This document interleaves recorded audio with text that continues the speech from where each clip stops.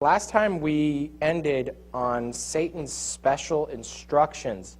I wanted to start there again because I didn't get to fully finish it, and actually I ran through it quite quickly.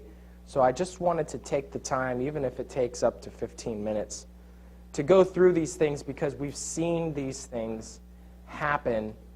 We've seen them happen in the Seventh-day Adventist Church, but we've also seen them happen in the other Protestant churches as well. So I wanted to take a moment to look at what Satan's actual plans were, and then you can ask yourself, have you seen these things come to pass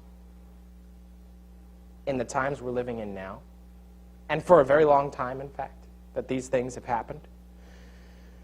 And then you got to ask yourself, well, what would be the remedy to that? And what would be the cure?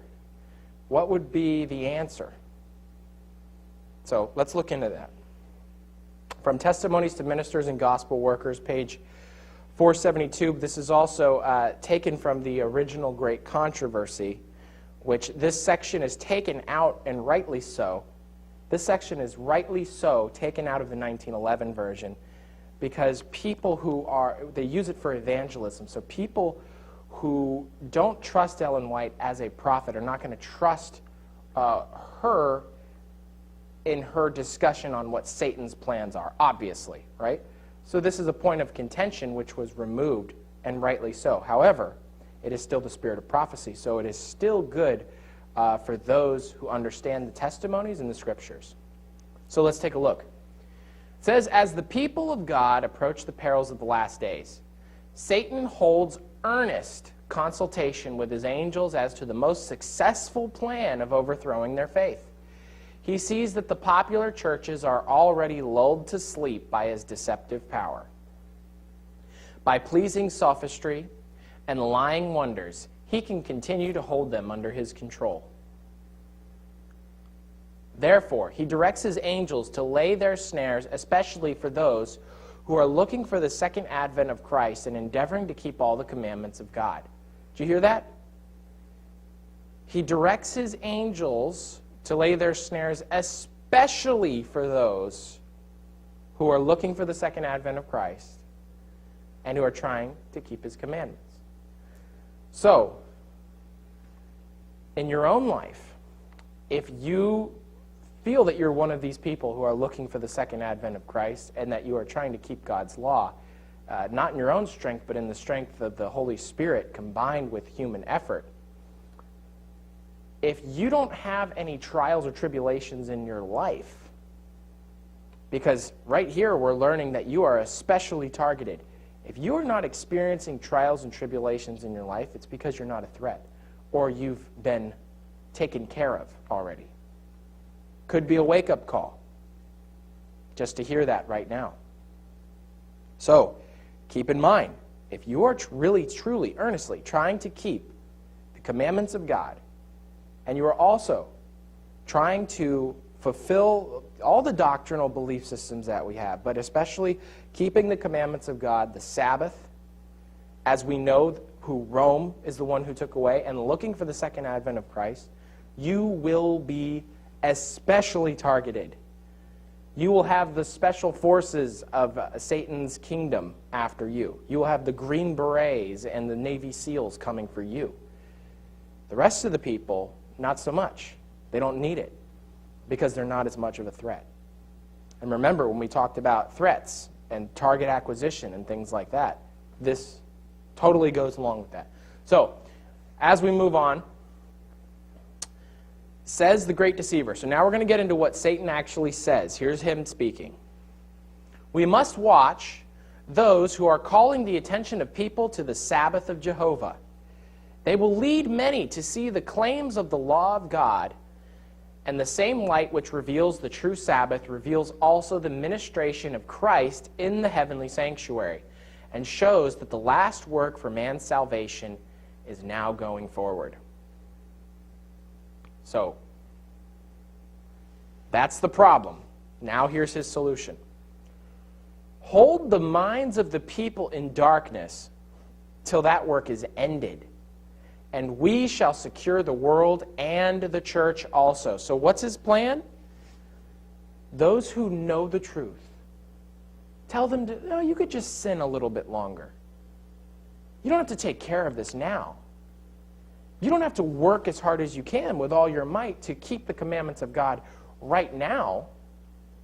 You can sin a little bit, enjoy some time here, little extra food there, little whatever the sin is. And then he keeps on doing that and delay until when? Until Christ's ministration in the heavenly sanctuary is completed and probation is closed. And then you're lost. World and the church also said, he said this would be the means by which they could secure them to himself. Now, as we move forward, the Sabbath is the great question which is to decide the destiny of souls. We must exalt the Sabbath of our creating. Is that happening? Has that happened? Yes. What do most churches keep? Protestant, Catholic, self-supporting, Mormons. What do they keep? They keep a different Sabbath, don't they? They keep Rome's Sabbath. So that's happened. We have cause to be accepted by both worldlings and church members. Now the church must be led to unite with the world in its support. Ecumenism. Ecumenism, joining with the other churches, and then lobbying the governmental powers. The World Council of Churches, meetings at the UN, all these things. Part of Satan's plan to overthrow the church. We must work by signs and wonders to blind their eyes to the truth and lead them to lay aside reason and the fear of God and follow custom and tradition. I will influence popular ministers to turn the attention of their hearers from the commandments of God. That which the Scriptures declare to be a perfect law of liberty shall be represented as a yoke of bondage. So, Satan would use the popular ministers or the rock stars who we all respect so much and idolize. He would use them to turn people away from the commandments of God. So that's just another perfect reason why you should not trust in your leadership unless you can see what they're doing and what they're saying is in accordance with the Bible. And that's in every scenario. Same book, page 472 and 473. The people accept their ministers' explanations of Scripture and do not investigate for themselves. Big problem. Therefore, by working through the ministers, I can control the people according to my will. But our principal concern is to silence this sect of Sabbath keepers. We must excite popular indignation against them. We will enlist great men and worldly wise men upon our side and induce those in authority to carry out our purposes. Then the Sabbath, which I have set up, shall be enforced by laws, the most severe and exacting. Those who disregard them shall be driven out from the cities and villages and made to suffer hunger and privation. When once we have the power, we will show what we can do with those who will not swerve from their allegiance to God. We led the Romish church to inflict imprisonment, torture, and death upon those who refused to yield to her decrees. And now that we are bringing the Protestant churches and the world into harmony with this right arm of our strength, we will finally have a law to exterminate all who will not submit to our authority. When death shall be made the penalty of violating our Sabbath, then many who are now ranked with commandment keepers will come over to our side. That's a sad fact, folks. I know people who believe the Sabbath is the seventh day and who allow their jobs to tell them not to keep it. What's going to happen? What's going to happen? Because you're training yourself right now. What's going to happen if there's a death decree for you trying to keep the Sabbath? You think those same people who have been breaking the Sabbath because their job tells them to, do you think those same people are going to keep the Sabbath? I highly doubt it, other than God's direct intervention and a miraculous conversion experience. But before proceeding to these extreme measures, we must exert all our wisdom and subtlety to deceive and ensnare those who honor the true Sabbath. We could separate many from Christ by worldliness, lust, and pride. Oh, sorry, Paul. I got it right here. You know, Kody, if you look at John the Baptist, which is what those who are heralding the third angel's message are likened to, Elisha, John the Baptist. Right. Many of the religious leaders of Israel came out and heard him and were convicted what he was saying was true. And he was a reformer just as those will be today. However, many of them, their anger waxed hot against him because it uncovered their deeds. Yes. And their intentions. And they knew, and therefore what did they want to do to him? They wanted him dead. They wanted him gone. Absolutely. Well, he was writing their sins on the ground, and when they went to stone Mary, Jesus yes, was, yeah. Yeah, Jesus. So, and John the Baptist, as he spread that message, they knew, in Desire of Ages, Mrs. White, they knew he was correct, but they wanted nothing to do with him. Right. Interesting. Very interesting. It's very interesting because you see history always repeats itself. Goes into the same cycle. It goes through the same cycles, the same general things happen. And that's what we're seeing in this history here in Daniel chapter 11. That's what we're seeing in the history of the corruptions of the churches. It's the same situation that just happens over and over again. The light continues to move and continues to find a remnant. So Satan says that he would directly ensnare those who honor the true Sabbath. It says we could separate many from Christ by worldliness, lust, and pride. Sin. Again, delay, delay, delay until it's too late. They may think themselves safe because they believe the truth. But indulgence of appetite, we do have a health message, don't we? Indulgence of appetite or the lower passions, that includes sexual sin, that includes anger, that includes any sort of passion, any emotion-based decisions that you make. Appetite, indulgence. So, indulgence of appetite or the lower passions, this will be the snares for God's people, which will confuse judgment and destroy discrimination, will cause their fall. I just read it earlier this week. We have the health principles. We have the 8 laws of health. And yes, she calls them laws.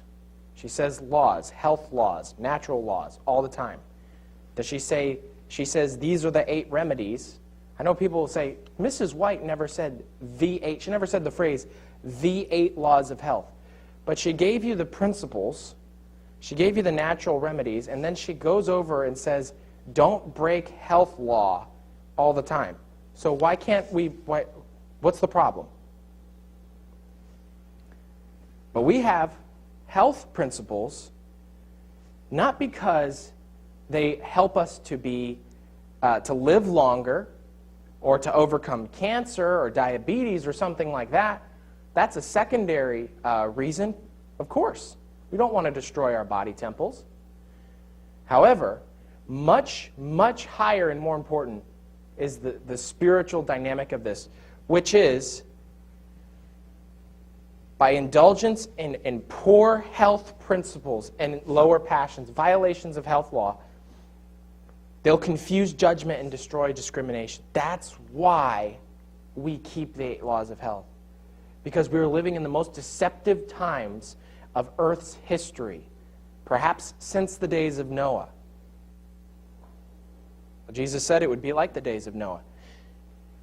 And that's the times that we're living in right now. So we need all the aid and help that we can get to make sure that we understand, that we have discernment. Because if we violate health principles, if we're eating meat at this time, when we know we shouldn't be, our discernment's going to go down. Our discernment's going to go down, and we're going to get caught in these snares. That's why these are so important. That's why this message was given to God's people right before Jesus was supposed to come. Paul? It's interesting. Winston Churchill had said that the man that can control his passions will rule the day. And he said this is a problem with Adolf Hitler. He was not capable of doing that. And it was an interesting observation coming from one of the world leaders at the time of severe conflict. And he also looked at a person, and that's how he judged them, by their emotional outbursts or lack of self-control. Right. That was funny, because he was accused of many things in that area. However, he always kept his cool. Moving on, we see too then, Kody, something very important that I think is paramount, needs to be discussed here, that you brought up. Paul lays down, I believe it's in 1 Corinthians 8, the reason he did not eat meat. It was not the physical aspect. Absolutely. It was a purely spiritual aspect. Absolutely. And Mrs. White says in Desire of Ages that as in the first century, at the first coming of Christ, it will be at the second coming when disease and passion and lack of self-control was rampant because biblical violation of these principles. It will be at the second coming also. What do we see? Fast food, garbage that's said for food. Everything is passion, emotion. Even religion now is all emotion. Yeah, and all the slogans are too. And all these products. Yeah, one other thing I want to say, and I know you want to get through this, the health issue, this is why it is connected to the third angel's. It's got nothing to do, although it is a benefit of your physical condition, it's your spiritual and mental condition. By far. Yes. Far. What Paul says in Romans. So all this stuff, do this, do that, no. You've got your own religion going on if you separate it from this. Right, because you're majoring in the minors when you do that. It is. And the major here is that we keep health principles in a tempered fashion so that we can discern. That's really why. And Jesus said, food is for the body. That's it. It's not something that's supposed to be something we focus on all the time. It's something that if we're indulging, we practice self-will and self-denial. We deny ourselves from the things that are harmful, that are going to hurt the body temple, because if we desecrate the body temple, the Holy Spirit's not going to reside there. And if the Holy Spirit doesn't reside there, then another spirit's going to reside there. That's why we keep the health principles. I'm so glad Paul brought that up. It's by far, head and shoulders above the physical aspects, which are important and are in their place and are beneficial, and they're great. But it's by far much more superior, the health principles, the effect it has on the spiritual aspect of it. And you see that again in Revelation, where when Jesus is talking about Laodicea, it says, "Buy of me eye salve," because there would be a discernment problem for the last day church, Laodicea. And it's part of Satan's plan. You see, it's part of it. Get them to eat McDonald's, get them to eat meat, cheese, and all these other things that will cause them to lose their judgment, and then they'll fall. They'll be lost. They'll lose salvation. It's part of his plan. Moving on, Testimonies of Ministers and Gospel Workers, page 473 and 474 now. Go make them, listen to this, and ask yourself if you haven't seen this happen, perhaps in your own life. Perhaps somebody you know, or a leader you know. Go, make them possessors of lands and money drunk with the cares of this life. Present the world before them in its most attractive light, that they may lay up their treasure here and fix their affections upon earthly things. Why are people in this time buying second and third houses? Why aren't people focusing on getting the message out? Because we're running really, really close to out of time right now. How are you spending your money? How are you spending your time? Are you falling into the very trap that Satan's own mouth said that he would use against you?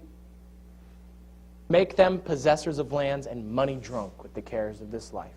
How many within our own ranks, whether it's Seventh-day Adventism or if you're not a Seventh-day Adventist, if it's your own church, how many have fallen into that trap? We must do our utmost to prevent those who labor in God's cause from obtaining means to use against us. Keep the money in our own ranks. The more means they obtain, the more they will injure our kingdom by taking from us our subjects. Make them care more for the money than for the upbuilding of Christ's kingdom and the spread of the truths we hate. And we need not fear their influence. For we know that every selfish, covetous person will fall under our power and will finally be separated from God's people. So even the little things that we use to indulge ourselves with, if we use that money instead for the upbuilding of Christ's kingdom, we'd be going against Satan's plan and not exactly along with it, in lockstep with it. Which actually, what do we see in the world today? Through those that have a form of godliness but know not the power, we can gain many who would otherwise do us harm. Lovers of pleasure more than lovers of God will be our most effective helpers. Those of this class who are apt and intelligent will serve as decoys to draw others into our snares. Many will not fear their influence because they profess the same faith. What? We would have people within our own church that would be deceivers? That's Satan's plan right there. We will thus lead them to conclude that the requirements of Christ are less strict than they once believed, and that by conformity to the world they would exert a greater influence with worldlings. Is that not the message that you see throughout most of the churches today? We have to make our church more worldly. That way we can get more seekers to come in. But what usually happens? For every worldling that you bring in, each church member becomes more worldly. The tendency is towards the evil, not towards the good. But that's the reason why we can bring more people in. It's about the numbers, right? Instead of being about true conversion and understanding the true doctrines and pillars of our faith. Going on, it says, thus they will separate from Christ. Then they will have no strength to resist our power, and ere long they will be ready to ridicule their former zeal and devotion. They will become enemies of the true remnant. From page 474, 475. Until the great decisive blow shall be struck, our efforts against commandment keepers must be untiring. We must be present at all their gatherings. In their large meetings, especially, our cause will suffer much, and we must exercise great vigilance and employ all our seductive arts to prevent souls from hearing the truth and becoming impressed by it. I will have upon the ground, as my agents, men holding false doctrines mingled with just enough truth to deceive souls. That's what he does. He takes a lie and he mingles it with just enough truth where people accept it. I will also have unbelieving ones present who will express doubts in regard to the Lord's messages of warning to his church. Should the people read and believe these admonitions, we could have little hope of overcoming them. But if we can divert their attention from these warnings, they will remain ignorant of our power and cunning, and we shall secure them in our ranks at last. God will not permit his words to be slighted with impunity. if we can keep souls deceived for a time, God's mercy will be withdrawn, and he will give them up to our full control. We must cause distraction and division. We must destroy their anxiety for their own souls and lead them to criticize, to judge, and to accuse and condemn one another, and to cherish selfishness and enmity. For these sins God banished us from his presence, and all who follow our example will meet a similar fate. Folks, everything that we just read has happened and is happening in spades within our own churches. The remnant is small, but it's there. God still has a people. And remember, God will be victorious in this conflict. However, we see the distractions, the division. We see the delay tactics that are going on, covetousness, condemning and accusing one another. We see all those things going on. Satan's plans, we've allowed them as a people to continue to enter into our church. How sad that we were warned so long ago. All right. So now we're going to move on, Daniel chapter 11, verses 29 to 30. It said, at the time appointed, he shall return and come toward the south. So the king of the north will return and come toward the south. Remember, he returned into his own land, and we talked about that, how he changed tactics. But it shall not be as the former or as the latter. Now we know the former was basically the Battle of Actium, when the king of the south and the king of the north were fighting against each other, or even before that, when the literal king of the north and the literal king of the south were fighting against each other and taking over Israel, in the meantime kept switching hands. But this time it's going to be different. It's different from the former and the latter. So it's different from the spiritual application, which talks about communism, right, as the king of the south, and unbelief, evolution, all those things that go into it. And then king of the north as false religion, which is Roman Catholicism, headed by. So it's going to be different than those spiritual, or those battles. It says this, for the ships of Shittim shall come against him. Therefore he shall be grieved and return and have indignation against the Holy Covenant. So he continues to do the same thing. Every time one of these battles takes place, he goes and finds new ways to fight against the Holy Covenant. So that's what it's really all about. These battles between the king of the north and the king of the south, the real target is not each other. That's what it seems like, right? I mean, that's what we're looking at right now. And that's what you would, if you went out and talked to people, they would talk about how communism's taking over the country. Some people, not all. You have people on both sides, right? And they're thinking they're fighting against each other. But as Daniel chapter 11 talks about, they're actually fighting against the Holy Covenant, and that's what continues to be the center point. Remember what was the Holy Covenant? The words of the covenant were the law of God. So God's people are affected by this. And continuing on, it says, so shall he do. He shall even return and have intelligence with them that forsake the Holy Covenant. So, again, the enemy would be the Holy Covenant. Now, the land of Egypt, or of unbelief. I took this from the book, The Story of Daniel the Prophet, written by Haskell. That's Elder Haskell, page 229. And he talks about some of the history here. In the days of Constantine, what happened in Egypt? Well, there was a war that went on between the land of unbelief, Egypt, or the king of the south, and the king of the north. Let's look at it. Alexandria, the center of all philosophical study, was also the center of theological activity.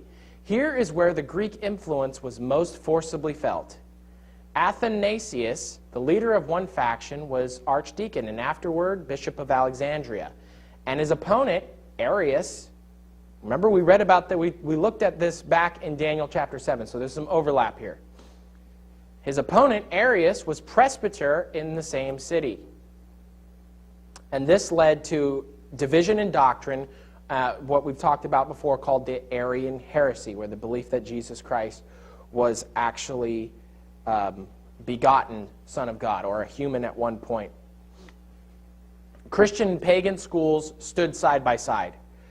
Here it was that such men as Origen and Clement, recognized fathers of the church, adopted the philosophy of the Greeks and applied to the study of the Bible the same methods which were common in the study of Homer and the other Greek writers. Okay? Before I go on with the quote there, this is where the philosophy of the Greeks entered into the church and began to defile the church. Now remember that the principles of communism, they originated with Thomas Aquinas, especially with his ideas on property and theft. Where did he get those from? He got those from Greek philosophy. He got them from Aristotle. Now this, again, this is what's happening here, long before Thomas Aquinas. Greek philosophy entering into the church. Now listen to this.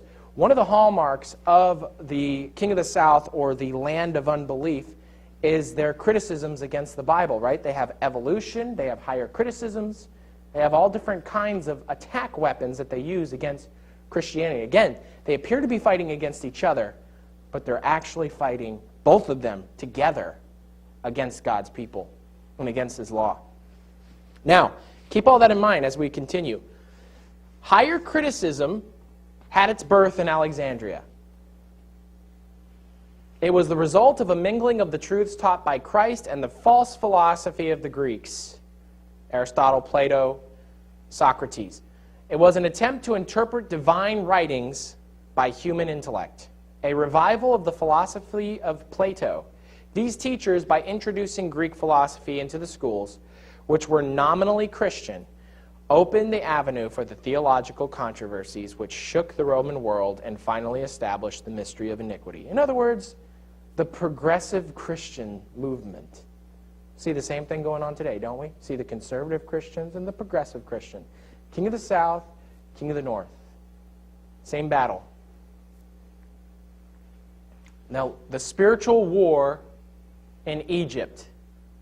Arianism versus Romanism versus the 10 kingdoms. Remember, we looked at this. It led to the fall of 3 kings and Arianism. King Clovis of the Franks and General Belisarius of Byzantium were important members who helped facilitate the demise. Now, the issue with Arianism is it a heresy? Is it a true? Well, let me put it this way. Is it true? Is Arianism true? Is it biblical? No, it's not. So, was the Roman Church fighting against heresy at that time? Yes. However, you don't kill people because they don't believe the same things you do. And this is the moment, one of the hallmark moments, that the Roman Church used the political arm to destroy a spiritual enemy. Arianism was destroyed, and 3 kingdoms fell with it because the Roman Catholic Church didn't like what they believed. Now, whether they're correct or incorrect is irrelevant. They have a right to believe what they want. So that's what's huge here. Not about whether they were in the right or wrong here as far as Arianism, but the principle that Rome used the political arm to destroy theological enemies. Now also, they had the Council of Nicaea in 325, where Constantine set the precedent of infallibilities of the popes. He also insisted of the divine inspiration of the Catholic book of Judith. He also established the first Sunday observance law in 321 AD, a couple years before. Now, these were the results of it. Origen introduced Greek philosophy into the Christian church, higher criticism. Marcion, who was down in, the heretic Marcion, who was down in Egypt in the 1st and 2nd centuries, blended occultism, Kabbalism, and created Gnosticism, which is basically the belief system that the Old Testament God was evil and that the New Testament God was good. And how many people, in some form or another, believe that today? How many people do you know that say, oh, well, the Old Testament, oh, that's bad. I just want nothing to do with that. I love the New Testament God. Well, then you believe a Gnostic precedent. You believe a Gnostic teaching. Again, king of the south, king of the north, at war. Eusebius from Alexandria was commissioned, well, he wasn't from Alexandria, but he was commissioned by Constantine in 331 AD to create an ecumenical Bible for the masses, which changed the Bible to allow for pagan beliefs. This is where the two codexes, the Sinaiticus and the Vaticanus, are from. The false Bible. What we use is the King James Version, which is from the Textus Receptus, from what's called the majority text. And the oldest manuscripts we have of those originate in Antioch and in Jerusalem, where the apostles were. The Sinaiticus and Vaticanus, they originate in Alexandria, where higher criticism began and where Greek philosophy was introduced into the church. So which one should you trust? Without even having to do a long study on it. Again, king of the south, king of the north.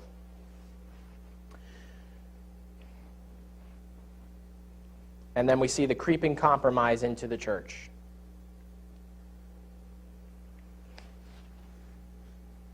And listen to this. This is what happens to the church.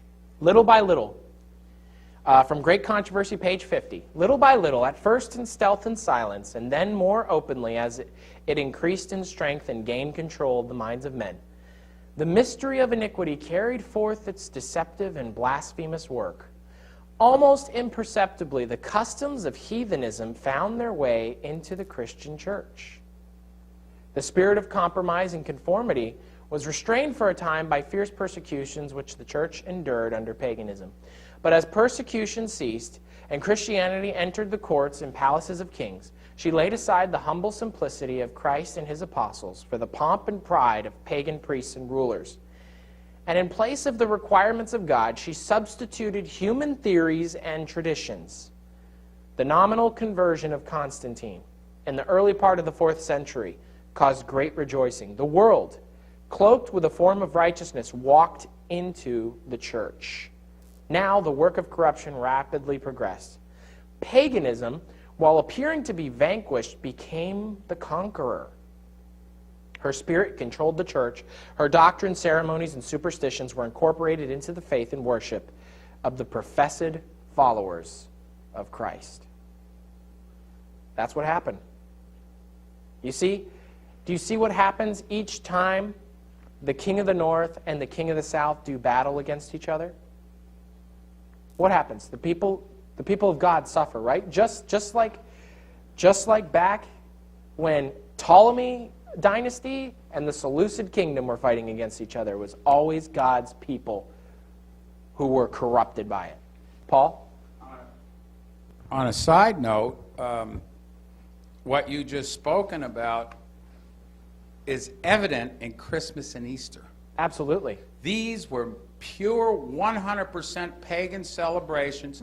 You can find Easter in the Old Testament and basically Christmas too, because of December 21st solstice and right. so on and so forth.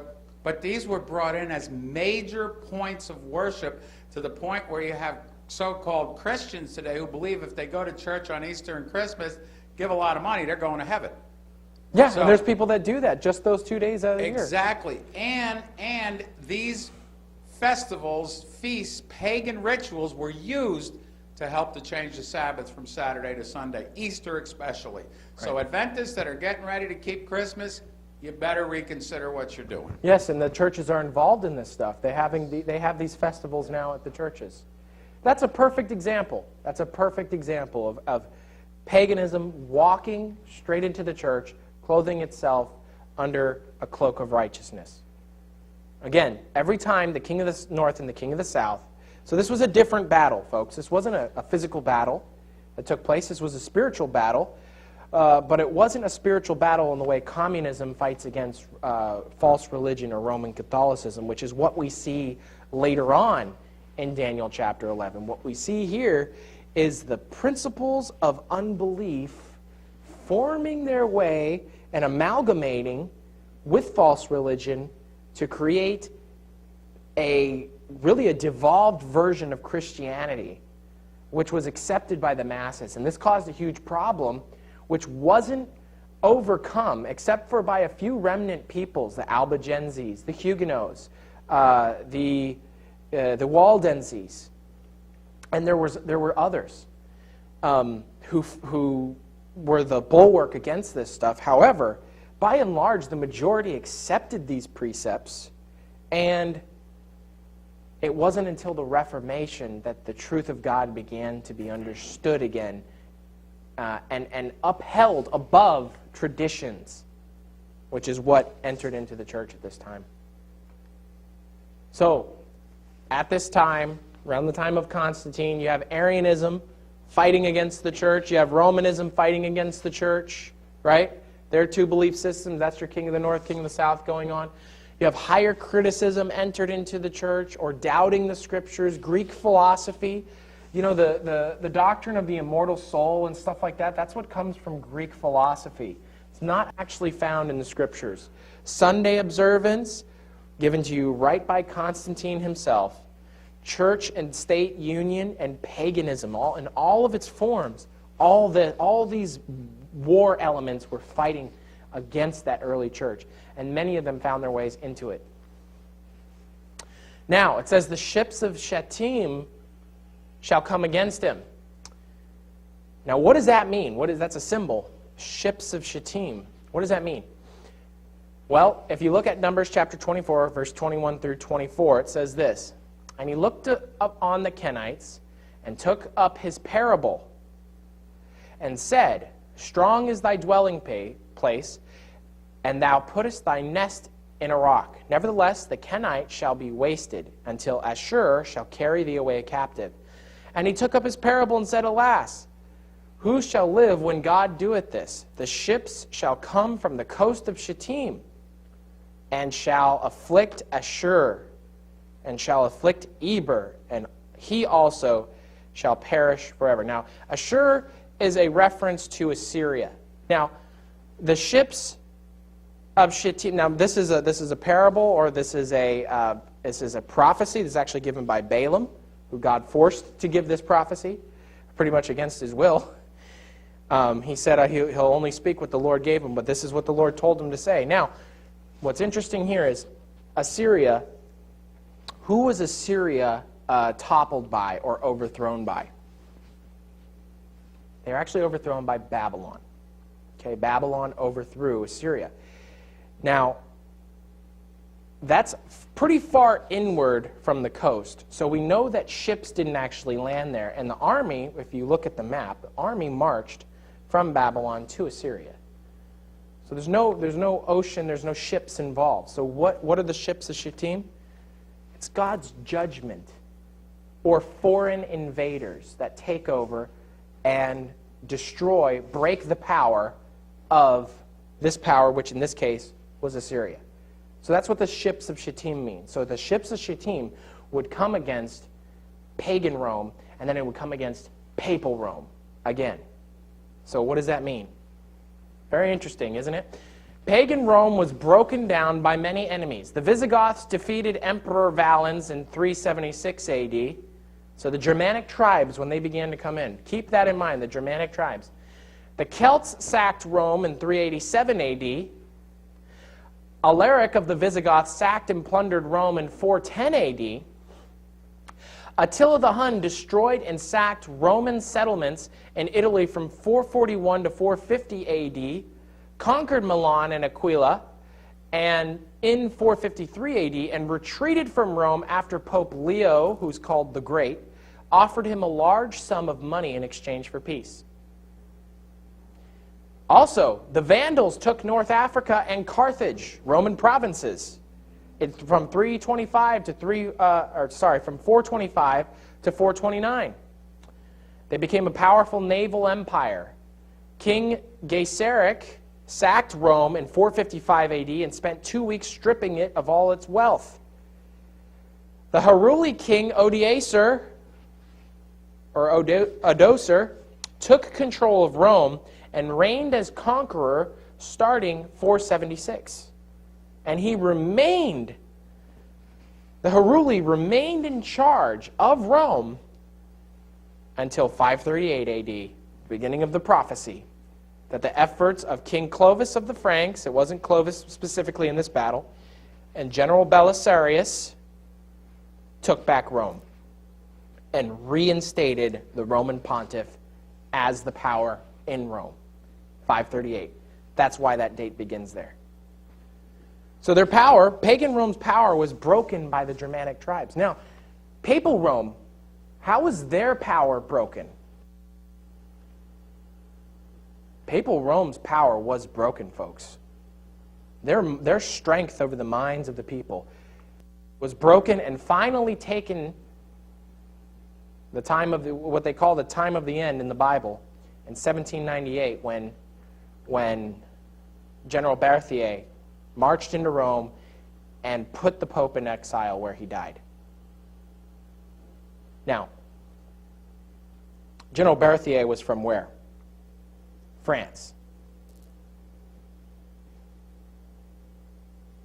France is a remnant of a Germanic tribe. So many enemies of papal Rome.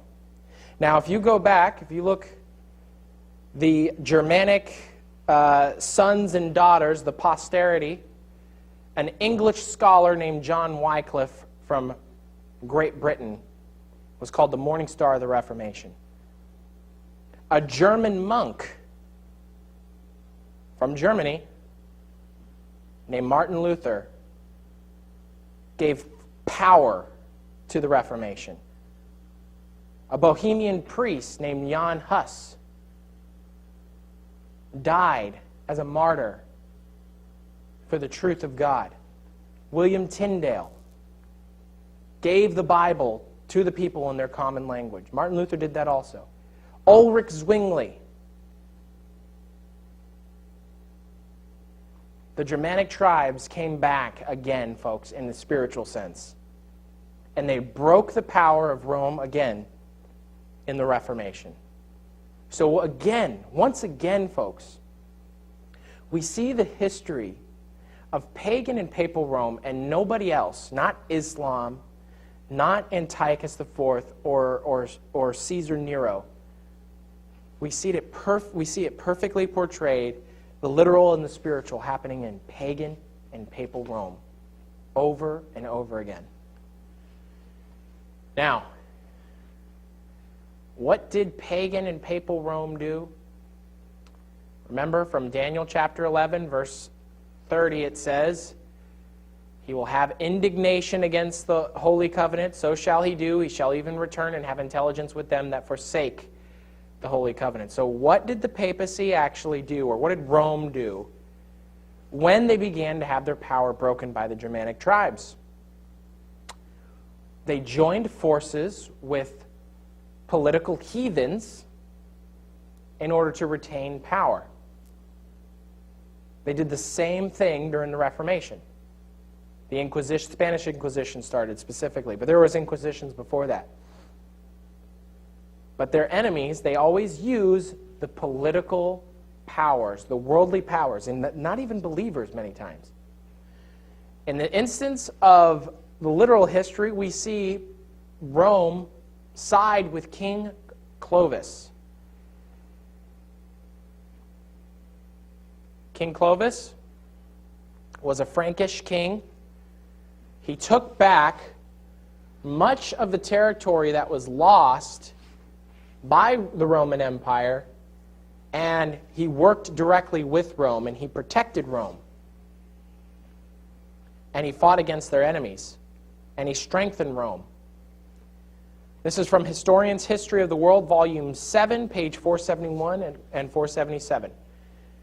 The ellipses there designates where it changes to the next, that other page. It says, Clovis became by his conversion, again, another conversion, sort of another Constantine effect here, the object of hope and attachment to such a party, the Catholic, in almost every country on the continent of Europe. He had the powerful support of the whole body of the Catholic clergy, in whose hearts the interests of their church far outweighed all other considerations. He had indeed, without the slightest provocation, deprived a noble and peaceable neighbor of his power and life. He had treacherously murdered his royal kindred and deprived their children of their birthright. He had on all occasions showed himself the heartless ruffian, the greedy conqueror, the bloodthirsty tyrant. But by his conversion, he had led the way to the triumph of Catholicism. He had saved the Roman Catholic Church from Scylla and Charybdis of heresy and paganism. And he planted it on a rock in the very center of Europe and fixed its doctrines and traditions in the hearts of the conquerors of the West. So as Romanism was beginning to lose this battle against Arianism and against the 10 kings, they sided with the Frankish king, King Clovis, who was a wicked man, had a false conversion, and he began to be their champion. And he saved the Roman Catholic Church from perhaps losing almost all of its power, if not all of it. Again, they turned to heathen political powers to assert their own ends. And they did the same thing again. History repeats itself. By 508, this is what Clovis had accomplished. He had united the Franks, establishing Paris. He was acknowledged as the ruler of Gaul, which is modern France, by the Byzantine Emperor Anastasius. Clovis then received 100 warships from Emperor Anastasius. Now he also fought and won the decisive Battle of Porters, defeating Alaric, king of the Goths. Alaric, remember, was one of the enemies of Rome. He sent the treaty gifts offered by Emperor Anastasius, including a golden crown to the papal treasury. So he enriched the papacy. He greatly favored and enriched the Roman Catholic religion. He solidified the papacy as a legitimate power in the West and gaining the ascendancy over Arianism. He modeled the role of the subservient temporal king, who was Clovis, towards his superior and spiritual lord, who was the Pope. This model was followed by almost every monarch thereafter until the fall of the papacy in 1798. And then, probably most important of all, according to Wikipedia, on King Clovis I, Clovis eventually converted to Catholicism, though he was their champion before that, following the Battle of Tolbiac on Christmas Day in 508. So 508 was the year that the tides began to really turn back in favor of the Roman Catholic Church.